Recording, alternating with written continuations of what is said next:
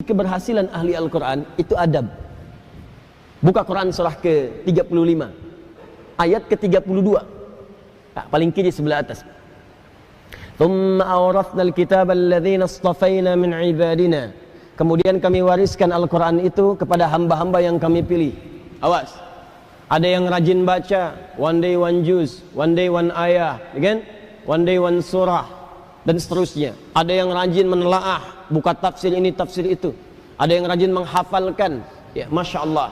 Tapi maaf, apakah semua orang itu dianggap benar oleh Allah ketika berinteraksi dengan Al-Quran? Tidak. Ada 3 golongan. Faminhum zalimun li nafsi. Ada orang yang senang dengan Al-Quran tapi zalim orangnya.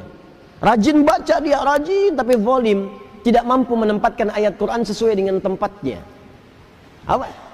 Zalim itu menempatkan sesuatu bukan pada tempatnya. Ini penghapus, buat menghapus tulisan di papan tulis. Asalnya begitu. Tapi digunakan untuk melempar orang misalnya. Nah, itu zalim namanya. Gelas, tuh, fungsinya menampung air untuk minum. Gayung fungsinya untuk mandi. Ada orang minum pakai gayung, mandi pakai gelas. Itu zalim namanya. Ada orang sering ngaji, baca qul huwallahu ahad, katakan hanya Allah yang esa, hafal ayatnya, tahu maknanya, tapi tidak menempatkan ayat sesuai dengan tempatnya. Dia katakan di lisannya semua agama sama. Dibin, celaka orang-orang yang dusta, hafal ayatnya, sering baca, tahu artinya, tapi dia berdusta. Itu zalim namanya. Jadi ayat-ayat itu tidak dipraktikkan dalam perilaku hidup, adab tidak ada. Wa minhum muqtasid, ada golongan kedua, meninggalkan sifat yang pertama, naik tingkat, tapi belum ada nilai kebaikan pada dirinya, hanya untuk dirinya saja. Muqtasid itu paket hemat. Jadi ahli Quran,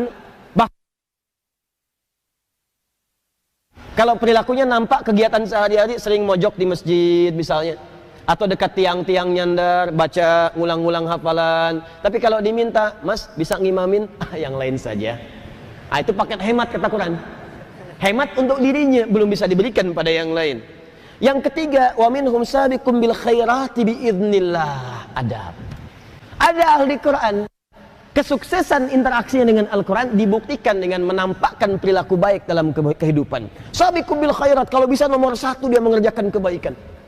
Jadi ciri orang yang berhasil dengan Qurannya, kata Allah, adalah adab. Jadi jangan bangga kalau anak anda hafal 30 juz tapi nggak merubah perilakunya. Yang pada itu hafalan banyak tapi perilaku semakin durjana. Yang salah tuh dalam hafalannya. Ada yang keliru. Ciri orang tuh kalau sudah dekat dengan Quran, karena Quran itu baik, akan ada perubahan dalam dirinya. Minimal tuh sifatnya dulu lebih tenang, lebih terukur, lebih baik. Lama-lama jadi sikap, sopan, adabnya muncul. Kalau ada kebaikan pengen segera dikerjakan. Kalau lihat sampah di masjid pengen segera ngambil. Kalau lihat ini belum nyala pengen segera nyalakan. Kalau lihat saf kosong pengen ngejar safnya. Itu dorongan kebaikannya cepat sekali. Semakin tinggi kecepatan berbuat baiknya, ini menandakan semakin besar pengakuannya di hadapan Allah Subhanahu wa taala dalam perubahan kebaikannya. Jelas sampai sini? Baik.